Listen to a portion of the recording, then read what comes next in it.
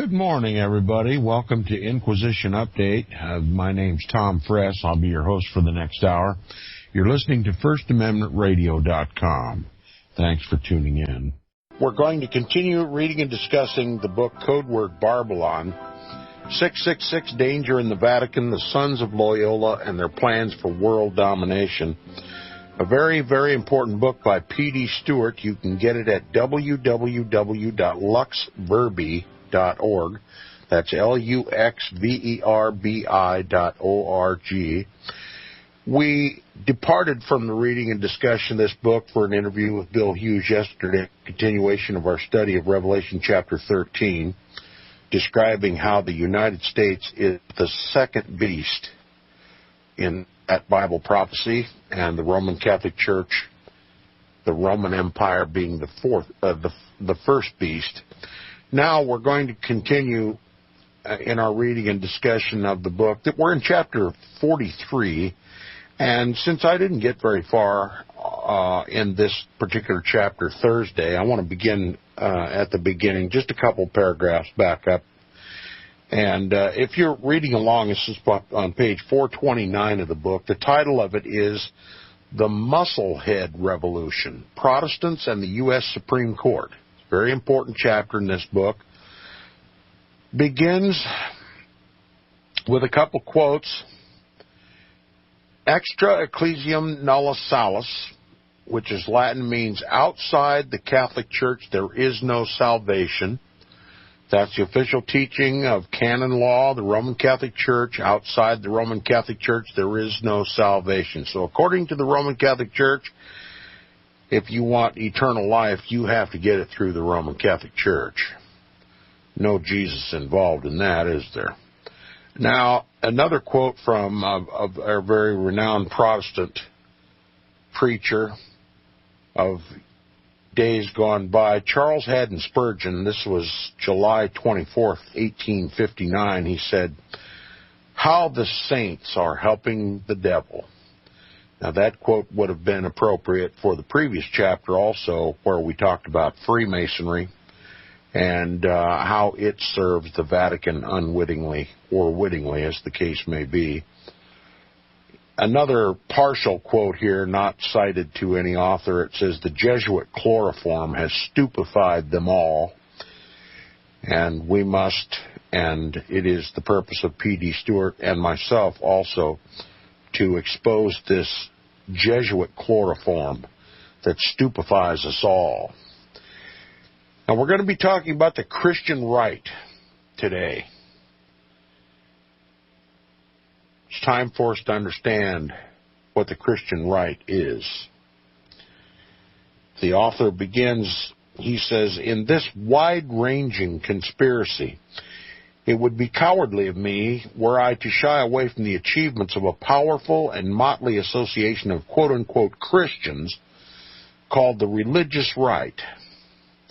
This quasi-religious movement," notice he calls it a quasi-religious movement, "this quasi-religious movement has as its stated goal reclaiming America for Christ." This sounds noble indeed, but we shall see that in this grand work, the quote-unquote Christian Freemasons, the regular Catholic priests, and the Jesuits are all working closely together. Did you catch that?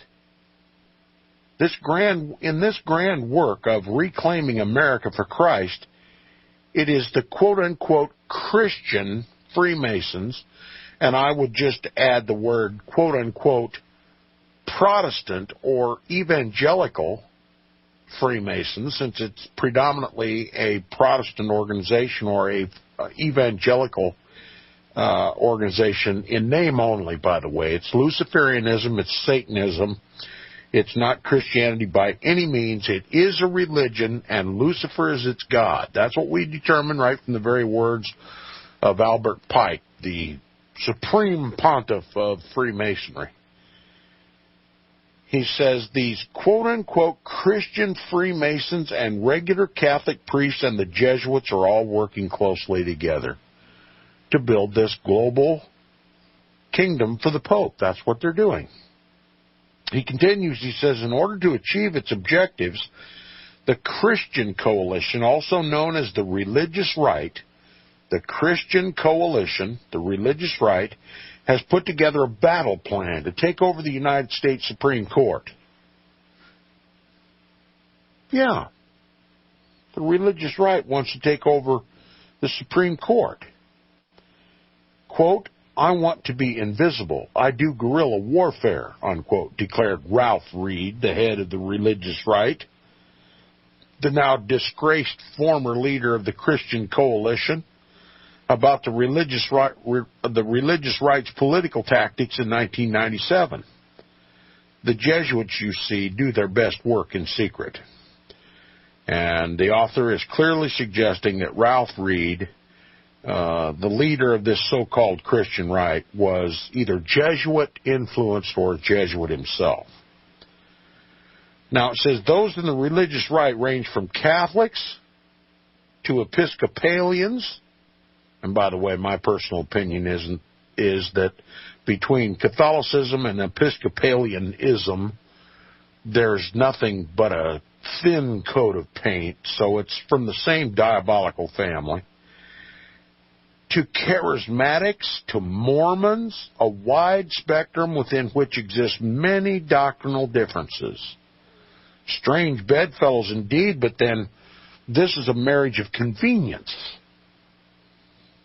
In other words, they don't care if they get in bed with the devil. It's a marriage of convenience. No loyalty to Christ. It's an all-skate. It's ecumenical. They're all going to get together and help to try to control or to get control of the Supreme Court, and they have.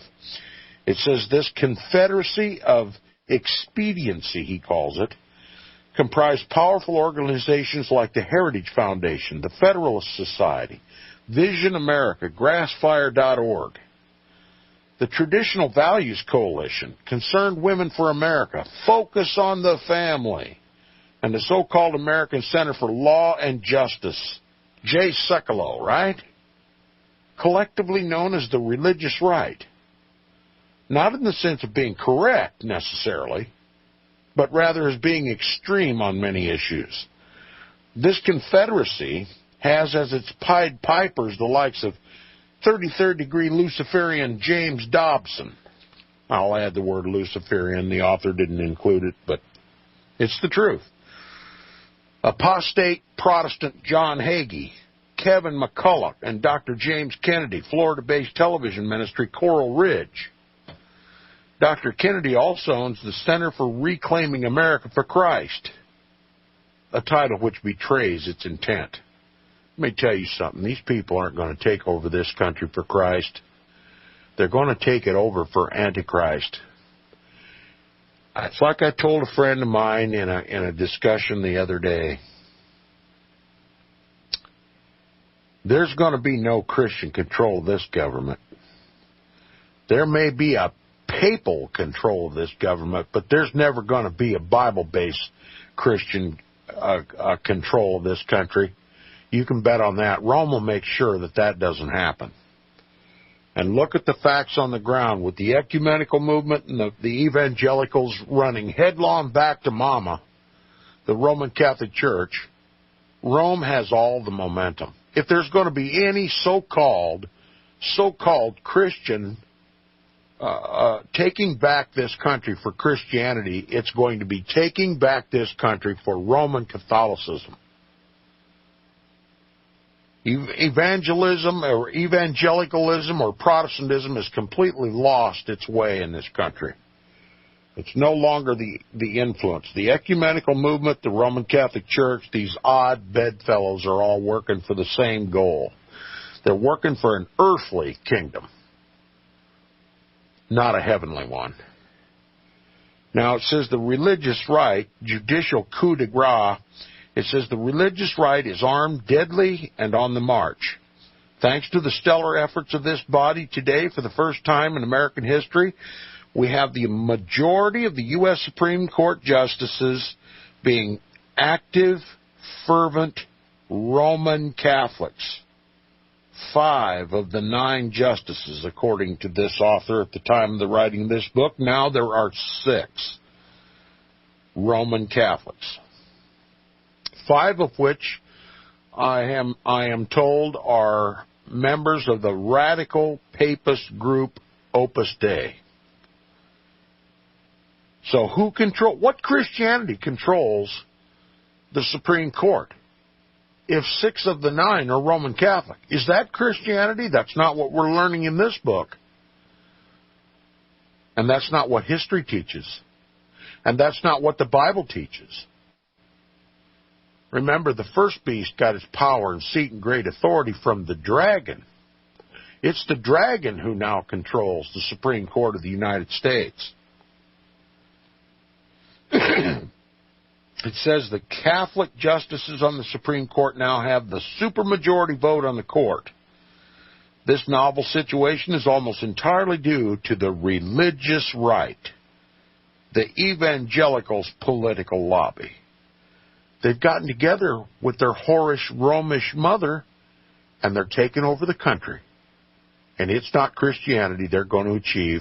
It's Catholicism for this country. You just watch and see. It's already happened. Now, this religious confederacy makes the bold claim to be fighting a war not just for the soul of the American nation, but for the world.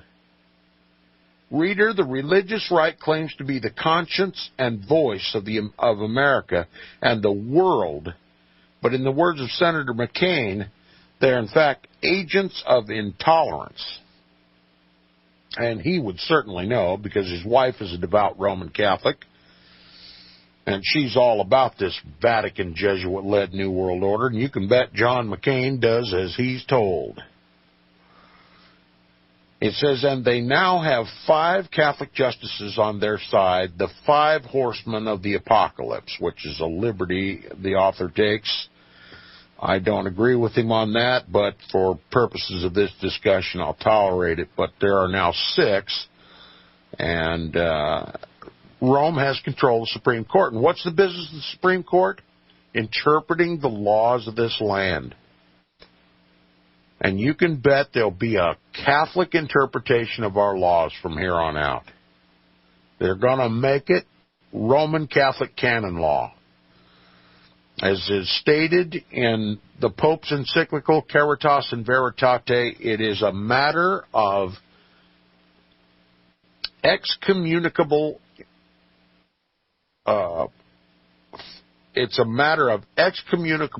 consequences if every Roman Catholic in this country does not use his secular job to help bring about this New World Order. Every devout Roman Catholic has now been commanded by the Pope in that encyclical that it is a matter equivalent to the magisterium of the church, that they use their occupations to help bring America into conformity to the Pope's new social order. Now, I hope you listened to the broadcast when we covered that encyclical, Caritas in Veritate. For those who haven't, I suggest you go to the website of Richard Bennett, a Roman Catholic priest for 22 years, who read that encyclical, who's well qualified to read that encyclical and understand its language and to interpret it in words that you and I can understand. And you can go to his website at www.bereanbeacon.org, BEREANBEACON.org, and at the top left-hand side of the page, you'll see an abbreviated form, the title of this document, an analysis of this encyclical called Pope's Plan on Organizing. Click on that, Pope's Plan on Organizing, and it'll download a PDF file, and you can read it for yourself. It's about 9 pages, won't take you long. Study that. That's where we're headed in the United States of America, and it clearly commands every Roman Catholic in this country to use whatever power is vested in him, in his office, in his job, to help bring in this new social order, which is just clandestine terms for the takeover of America. It says this religious confederacy makes the bold claim to be fighting a war not just for the soul of the American nation, but for the world. And it says, reader, the religious right claims to be the conscience and voice of America and the world, in the words of Senator John McCain. They are, in fact, agents of intolerance, and you better believe that's true, because when they get control, it's going to be just like it was in the Dark Ages. No religious toleration for God's true people. We're going to be labeled religious fanatics, fundamentalists, potential terrorists, domestic terrorists, any negative term that they choose to call us, that's what they're going to call us. Rome's going to return to the bloody days of the Inquisition here in America. Protestantism is going to be regarded as a radical, Bible-based fundamentalist scourge that needs to be removed from off the earth. Now, if you think I'm just blowing smoke or being melodramatic, you haven't read that encyclical, and you don't know anything about history. Again, to comprehend where we're headed in this country and the world, remember the religious right is not only speaking for America, but it speaks for the world. Get a copy of the video, A Lamp in the Dark. Just Google the title. There's a website that will give you that entire video free. You can watch the video right online. A Lamp in the Dark by Christopher Pinto. This is where we're heading. And it says they now have 5 Catholic justices on their side, 5 horsemen of the apocalypse, now being 6 in control. 6 Roman Catholics in control of the Supreme Court. It says one of the most outspoken men in this evangelical papal confederacy, finally chosen words to describe them, evangelical papal confederacy, is Kevin McCulloch. McCulloch proudly stated on WMCA Radio 570 and 970, New York, that it was the political muscle of the religious right that got the new Catholic justices nominated and appointed to the United States Supreme Court. Mr. McCulloch is a talk radio host, syndicated columnist, and author of the book Musclehead Revolution, a very intolerant and narrow man. On February 12, 2007, McCulloch revealed his colors when he said, quote, "Of all the popes in my lifetime, I like this one, Pope Benedict XVI. That's my kind of musclehead." Now, what's he getting at? Well, Pope Benedict XVI was a Nazi. And Pope Benedict XVI was a Roman Catholic priest. And he became the prefect for the Congregation of the Doctrine of the Faith. He was the man who ran the Holy Roman Inquisition. Yes, it still exists, as many of you know if you're a regular listener. The Holy Office of the Inquisition, that institution of the Roman Catholic Church that killed hundreds of millions of Bible believers over the centuries, was headed up by Benedict XVI. I call him Rack-em-up Ratzinger, Joe Ratzinger. Rack-em-up Ratzinger. They called him, the Catholics called him, God's Rottweiler. Appropriate terms for a bloodthirsty killer, because that's what they must be if they're going to run the Congregation of the Doctrine of the Faith. They must be prepared to exterminate heretics. Now, they soft-soap that organization today just to lull us to sleep. But trust me, it is just as bloodthirsty as it's ever been in the world, and we're going to see that office go into full swing right here in Protestant America. It says another musclehead who broadcasts through WMCA Radio is J.A. Sekulow. Mr. Sekulow, the chief legal counsel of the American Center for Law and Justice. You want to see Jay Sekulow? Look where he's most popular. EWTN, the official Roman Catholic channel, and also Fox News, the other Catholic channel. They feature him a lot, all the time on those two broadcasts. They are working for Rome. Jay Sekulow works for the Roman Catholic Church. He calls himself Christian, so no one will suspect that he takes his orders from Rome. Okay, and on September 28, 2006, speaking of the appointment of 2 new Catholic justices to the Supreme Court, Mr. Sekulow said, quote, "We beat them in the halls of power. We beat them in the courts of public opinion, and we beat them in membership as well," unquote. He said this publicly during one of his regular telephone call-in programs on WMCA Radio 570. His actual words were, quote, "We worked so hard to put these 2 Catholic justices on the bench of the Supreme Court," unquote. It's incredible and a great discredit to the American democracy to think these men can boast that behind the scenes they are the allies in Congress. They and their allies in Congress were the ones responsible for jobbing into office the highest judges in the land. During that same telephone call-in show, Mr. Sekulow was very proud of his unconstitutional shenanigan. The radio caller, encouraged thereby, responded to Mr. Sekulow by saying, quote, "Conservatives have had control of all the departments of government for many years. We have an opportunity now to carry out our aims," unquote. There goes the great myth that the Supreme Court justices are nominated and appointed based solely on merit. There is a religious agenda on the Supreme Court. It is a Vatican agenda to control the Supreme Court. And when they get control of the Supreme Court, the institution that interprets the law of this country, you're going to see an entirely different nature overwhelm our government.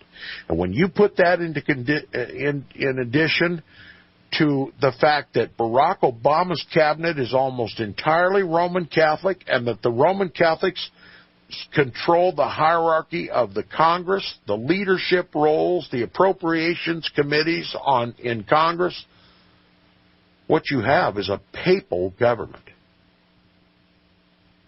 What you have is a government that is totally morally obligated to obey the Pope. For the first time in U.S. history, there is not one Protestant on the Supreme Court. You won't hear that talked about on any broadcast on amateur radio or internet radio or the mainstream media or the alternative media. Not one Protestant on the Supreme Court. Said the judicial appointees to which Mr. Sekulow and his listeners were alluded to were the Honorable Chief Judge John G. Roberts and Associate Justice Samuel Alito, also known as Scalito, is kind of a parody on Scalia's name, who was a Italian Roman Catholic, totally devoted to his Pope. It says these 2 men were both lobbied for by the religious right. Can we call the religious right a Christian organization and educate anybody about what's really going on? It's a papist agenda. The religious right is Roman Catholic. You're listening to the Inquisition Update on FirstAmendmentRadio.com.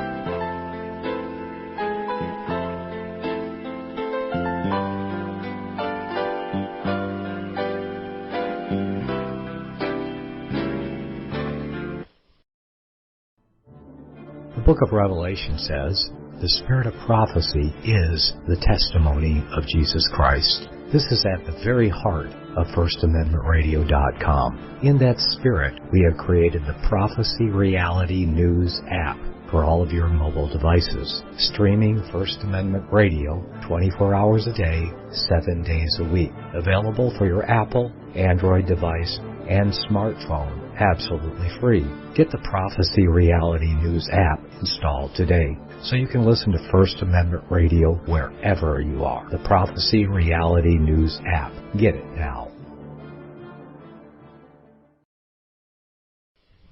I know you all want answers, and believe me, so do I, and I'll do my best to get them. Have you seen the Left Behind movies?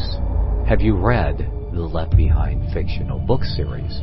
Not everyone believes Left Behind is true prophecy. Some may even regard as conspiratorial the mainstream re-release of the Left Behind movie with actor Nicolas Cage portraying the main character as an attempt to further reinforce in the minds of all this perception of false prophecy in order to condition the masses for the play about to begin. Because they see the world stage shaping to fulfill what they have been led to believe is sound biblical interpretation, a left behind rapture scenario, this false view of prophecy is reinforced in the mind, not only of its adherents, but also includes those who have been merely exposed to the specific media. Is it possible that false prophecy can be fulfilled? The rapture theories have always been in dispute. Pre-trib, mid-trib, and post-trib disputes have risen up in exclusively evangelical circles of recent history, so that when true believers don't suddenly disappear, this element will easily go by the wayside when all see a new Jewish temple begin to be built. Will this be part of the great delusion that will come upon the whole earth? It seems that this great prophetic delusion has already overcome practically the entire American evangelical and Christian world. Get the book, The Rapture Will Be Canceled. To learn more, visit crosstheborder.org. That's CROSS, crosstheborder.org.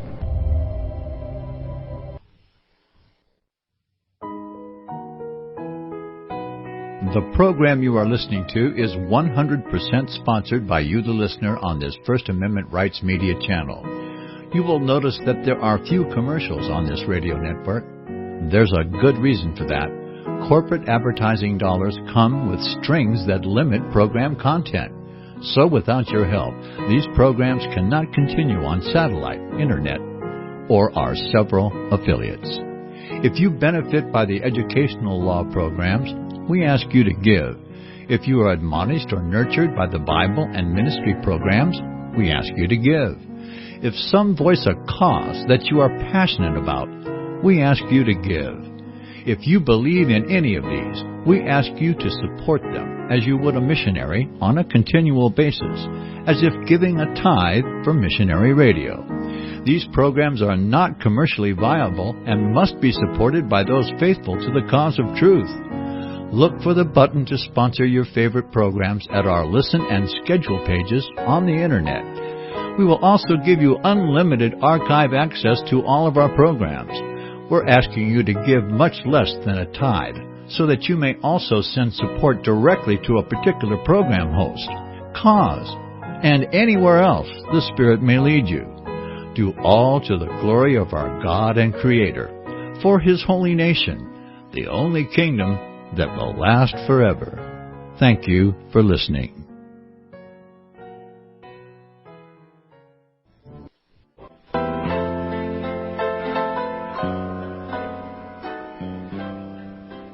Okay, welcome back to the second half of Inquisition Update on FirstAmendmentRadio.com. If you enjoy Inquisition Update, please support Inquisition Update by supporting FirstAmendmentRadio.com. Now continuing, it says the judicial appointees to which Mr. Sekulow and his listeners were alluding to were the Honorable Chief Justices John G. Roberts and Associate Justice Samuel Alito. These two men were both lobbied for by the religious right. These are not just political appointments, but sectarian promotions based on an unwritten but identifiable test. The appointees must be religious conservatives and right-wing Roman Catholics. That's the test for the Supreme Court now. The appointees must be religious conservatives and right-wing Roman Catholics. Now, I've got an acquaintance, I won't call him a friend, but an acquaintance on amateur radio is all the time denouncing the Republic Christians that are in control of the government. Republic Christians, he calls them. Well, he's half right. They call themselves Christians, but they're not Christians, they're Catholics. So the best term would be Republipapists, Mike. They are Republipapists.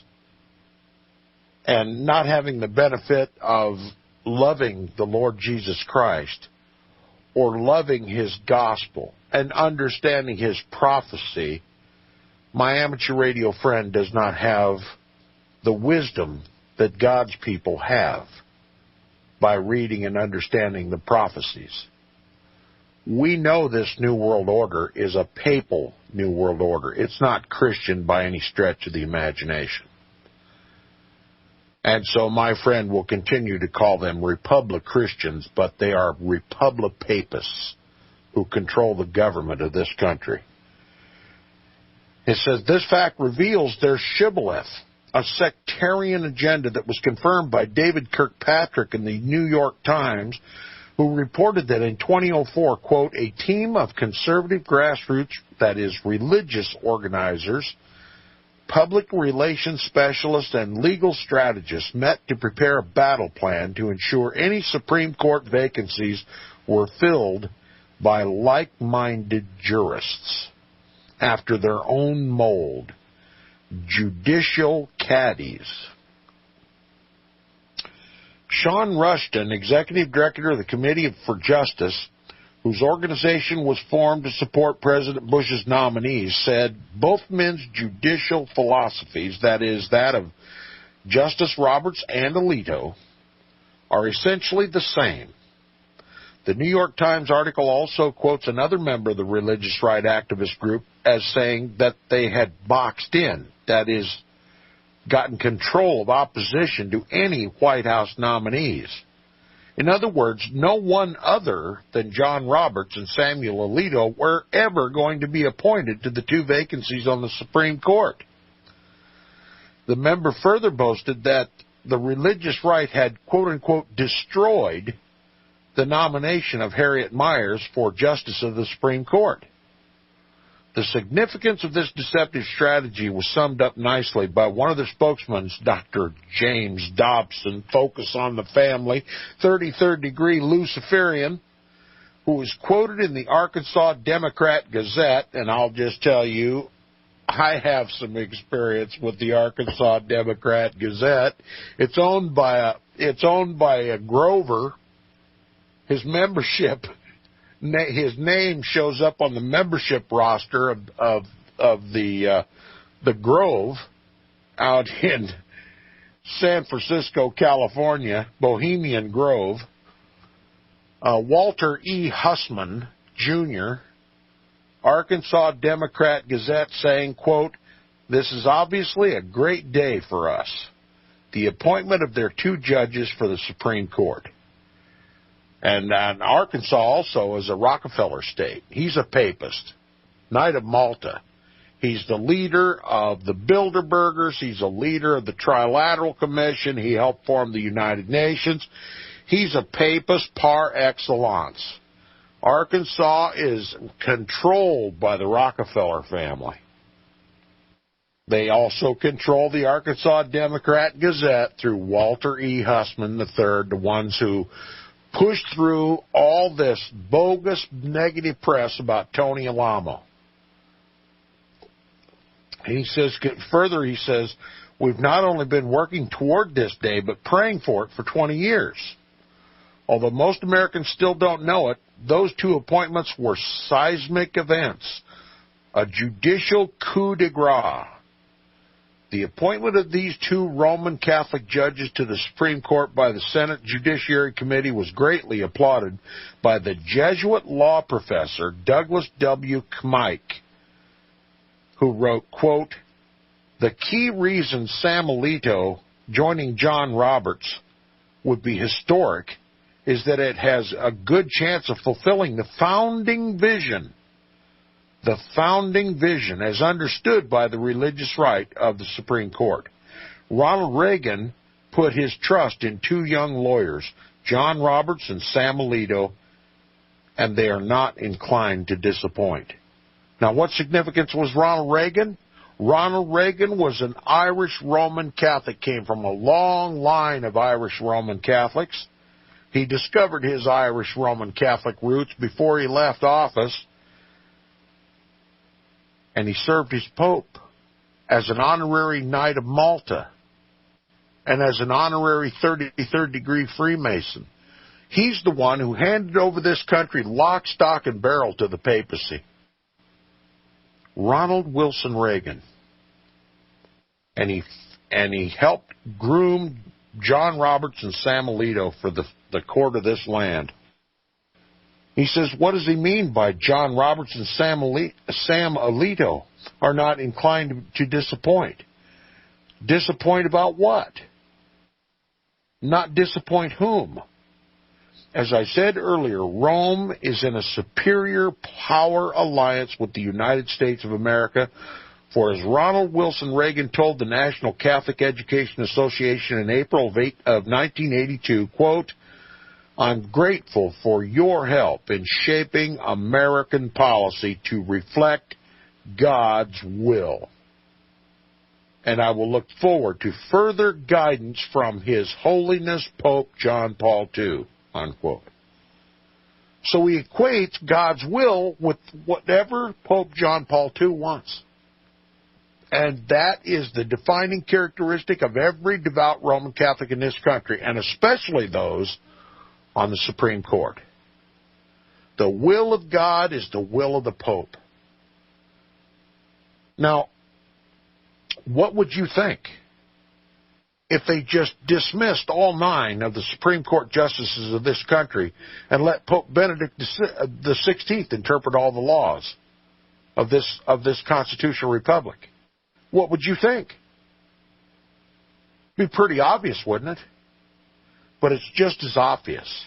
Who controls the Supreme Court of the United States, with 6 of them being devout Roman Catholics, Opus Dei members, and offset only by 3 crypto Jews. The Pope runs this country lock, stock, and barrel, and there's an Inquisition coming to this country the likes of which you can't even comprehend. He says, it seems, therefore, that these men, John Roberts and Samuel Alito, have formed some kind of a pact with the religious right by James Dobson, Dr. James Kennedy, Jay Sekulow, etc., and the neo-conservative president who appointed them. We shall provide proof of this pact, and we shall show that the politicizing of the court did not happen by accident. It was the calculated acts of Ronald Reagan and later of George H.W. Bush Sr. to appoint right-wing Roman Catholic judges.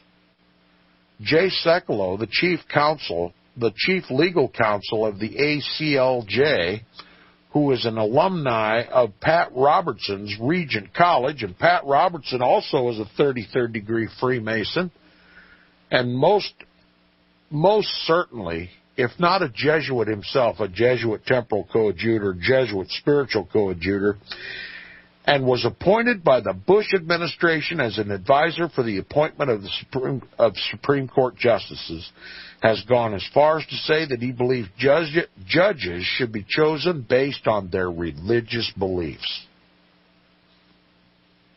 Not on their adherence to the Bible, but they should be appointed based on their religious beliefs.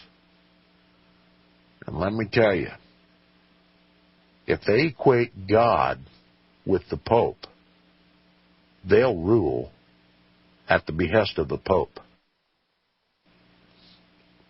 He said it was this same Jay Sekulow who said regarding Mr. Bush's previous high court nominee, quote, to interject John Roberts' Catholic faith to determine whether he's fit to serve in the Supreme Court would run afoul of the Constitution and Supreme Court precedent. such tactics amount to a thinly masked variation of the formal, quote-unquote, religious tests for public office that have long been rejected as unconstitutional, unquote. So according to Jay Sekulow, it's constitutional to appoint judges based on their religious beliefs, but it is unconstitutional to challenge their appointment based on those same religious beliefs. Disingenuity truly has no limits. Hypocrisy has no limits. And inconsistency is its hallmark. Vintage Jay Sekulow, always gliding over his own contradictions. The two justices appointed in 2005 are under the influence of Jesuits and have been for most of their lives. Both Justice Antonin Scalia and Chief Justice John Roberts attended Jesuit Georgetown University, the mother of all Jesuit universities in America. Scalia and Roberts have also been adjunct professors at Georgetown. Why is this any significance?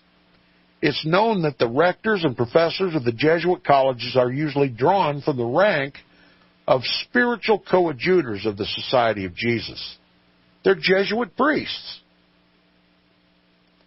Okay, so it would be surprising if Justice Roberts and Scalia were not Jesuit coadjutors themselves. Chief Justice Roberts is also a member of the Masonic Phi Beta Kappa. That's a secret society of the Greek-lettered sororities, fraternities in the prestigious Ivy League schools that serve the Pope. Secret societies within the universities cultivated in a Masonic-like organization to serve the Pope.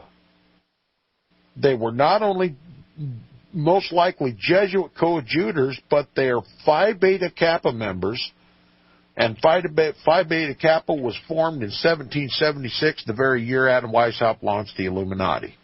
Remember, he talked about all these Masonic-type organizations that he was going to create. In fact, as we saw earlier, Phi Beta Kappa is an offshoot of the German Illuminati. And Justice Scalia attended Jesuit Xavier High School. Francis Xavier is one of the founding leaders of the Jesuit order. He was Ignatius Loyola's right-hand man back in 1534. After Xavier High School, Justice Scalia graduated to Georgetown University. On leaving Georgetown, Scalia studied at the University of Freiburg, Switzerland, another Jesuit institution whose origin can be traced back to 1582 with the founding of the Jesuit seminary at St. Michael. So we've got devout papists, thoroughly trained all their lives in Jesuit education systems.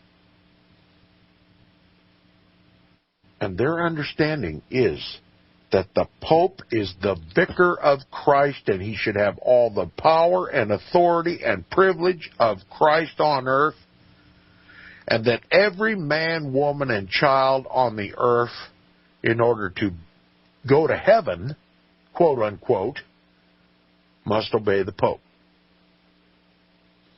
And that's not all. Being that they were Jesuit trained, they know that part of their object in bringing the Pope to world supremacy includes the extirpation and annihilation of Protestantism and Protestants. Read the Jesuit oath. Now he says, from all the above and aided by proper inferences, deductions, and working presumptions of law, it would not be entirely unreasonable for one to conclude that these two additions to the U.S. Supreme Court are well-trained agents of the Jesuits. Being former graduates of and also professors at Georgetown University, Roberts and Scalia are not only thoroughly schooled in Roman Catholicism, but, quote, poisoned with the maxims of the Jesuits. Do you find this statement objectionable? Consider the words of Jesuit General Kolvenbach in 1995, the past Supreme the past Grand Pope, or the Black Pope, Peter Hans Kolvenbach, in 1995, quote, "A Jesuit university must be faithful to both the noun university and to the adjective Jesuit." In other words, you have to be active. A Jesuit is active, doesn't rest on his laurels. He's got a job to do. There's an aim to Jesuitism. They are the shock troopers of the Pope. They are the vanguard of the Pope's army. They are the secret agents, the special forces, the intelligence organization, the most lethal militia for the Pope. And it says, what is so significant about this? The question is by no means a trivial one. The noun Jesuit is bad enough, but the adjective Jesuit is even worse still. Self-serving, casuist, shameless imposters and double agents. Today, thanks to two of their agents, President Ronald Wilson Reagan and George W. Bush, 5 of the 9 justices in the Supreme Court are all Roman Catholics. Justice Roberts, Justice Alito, Antonin Scalia, Anthony Kennedy, and Clarence Thomas. And one of these 5, Justice Scalia, was singled out by the Times as a hero to the American right. That was published on May 2nd, 2004 in the New York Times. Why did Reagan and Bush have such a bias for appointing Catholic judges to the Supreme Court? If you doubt that the religious inclination of the current U.S. Supreme Court, then consider the fact that 4 of the 5 Catholic justices on the court attended the annual Red Mass in 2006 at the Catholic Cathedral in Northwest Washington.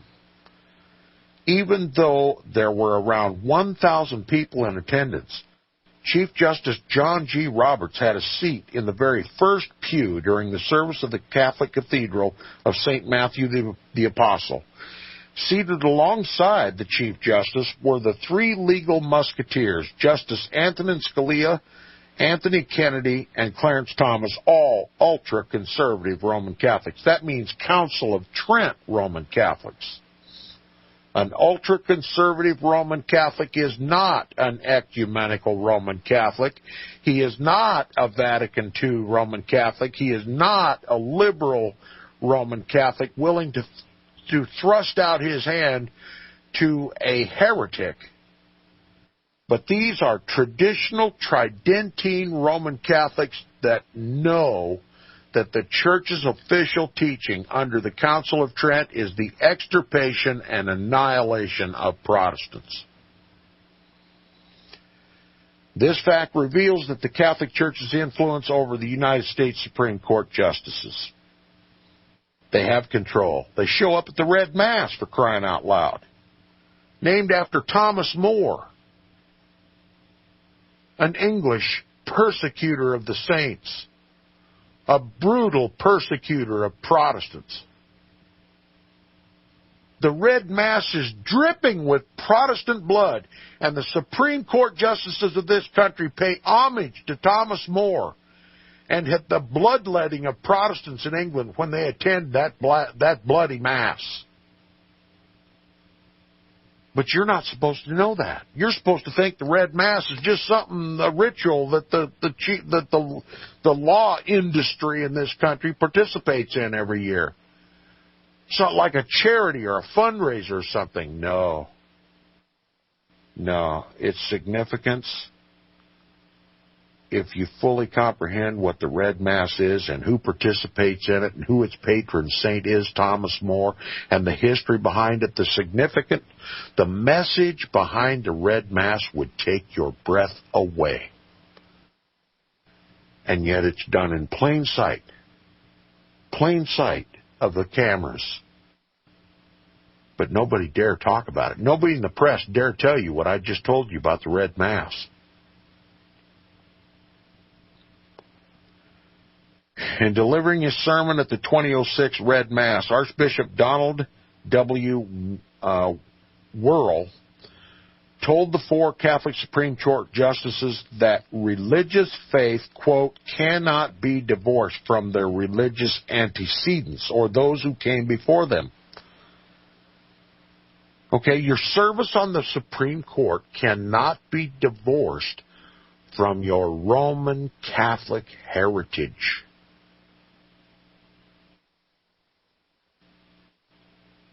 And it says, what did he mean by antecedents? His predecessors. Let us unpack the hidden message delivered in that code word, antecedents. The concise Oxford Dictionary defines antecedents as previous or priori, preceding thing or circumstance, a condition, proposition on which the other part depends, past history, unquote. So to what preceding thing or precondition or past history was Archbishop Worrell alluding, which in his opinion these judges cannot be divorced from? Religious faith. To what religious faith was he referring to? The answer to these questions must be plainly obvious to any intelligent person.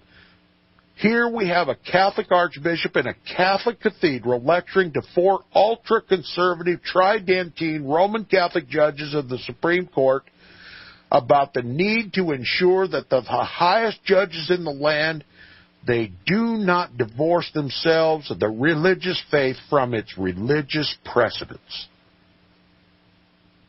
Can we reasonably imagine that by religious faith the Archbishop meant anything other than the Roman Catholic Church's religious dogmas on what constitutes morally authoritative law, namely the Catholic dogma on abortion, limited civil rights based on Roman Catholic canon law, and the Pope as the sole interpreter of morals and religious faith?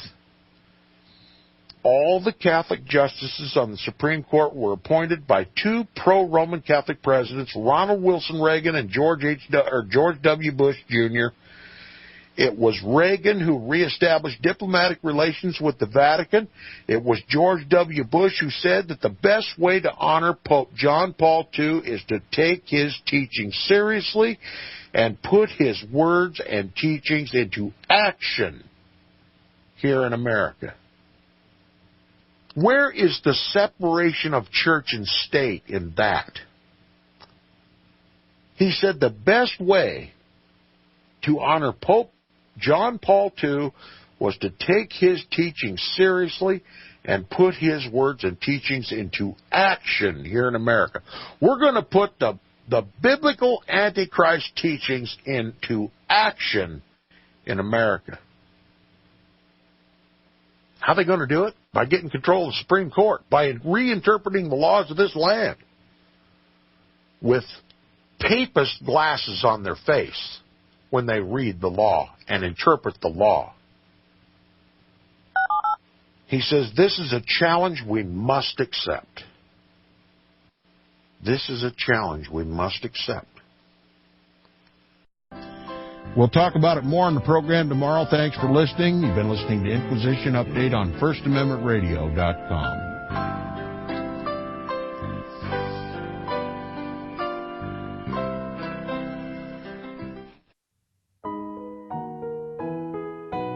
The program you are listening to is 100% sponsored by you, the listener, on this First Amendment Rights Media channel. You will notice that there are few commercials on this radio network. There's a good reason for that. Corporate advertising dollars come with strings that limit program content. So without your help, these programs cannot continue on satellite, internet, or our several affiliates. If you benefit by the educational law programs, we ask you to give. If you are admonished or nurtured by the Bible and ministry programs, we ask you to give.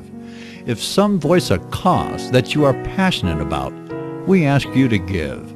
If you believe in any of these, we ask you to support them as you would a missionary on a continual basis, as if giving a tithe for missionary radio. These programs are not commercially viable and must be supported by those faithful to the cause of truth. Look for the button to sponsor your favorite programs at our listen and schedule pages on the internet. We will also give you unlimited archive access to all of our programs. We're asking you to give much less than a tithe, so that you may also send support directly to a particular program host, cause, and anywhere else the Spirit may lead you.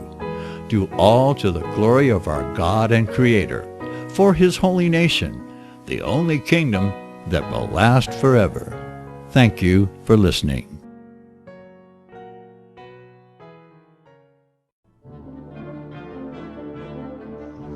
Visit crosstheborder.org, CROSS, crosstheborder.org, to get your print, EPUB, or PDF version of Nicholas Arthur's new book titled When the Third Temple is Built. That's crosstheborder.org. When it comes to prophecy today, much of the evangelical Christian world has their eyes on Israel, waiting and watching to see when the third temple will begin to be built. The plans are drawn, the Jewish people are eager. Most evangelical Christians today believe that the rapture will happen before the third temple is built. Hi, I'm Michael Eugene. I was taught that Daniel's 70th week was in the future. Is that really what the Bible teaches? Have we searched the scriptures and found this to be true? Why is it so important for a re-established Israel to build a third temple in Jerusalem? Is it necessary to build a temple on the same location already occupied by the Dome of the Rock? Is it necessary for sacrifices to take place in the temple on Temple Mount? Is there really a rapture followed by 7 years of tribulation? What is the New Testament temple? Can we identify history and prophecy? Who is the first beast in Revelation chapter 13? Who are the 7 kings in Revelation 17? I have asked all these questions, and I have found Nicholas Arthur's new book, When the Third Temple is Built, answers all these questions and more using Scripture to interpret Scripture. The Bible says that no prophecy of Scripture is of any private interpretation.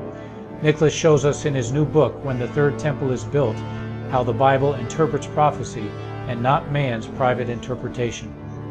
Visit crosstheborder.org, CROSS, crosstheborder.org, to get your print, EPUB, or PDF version of Nicholas Arthur's new book titled When the Third Temple is Built. That's crosstheborder.org.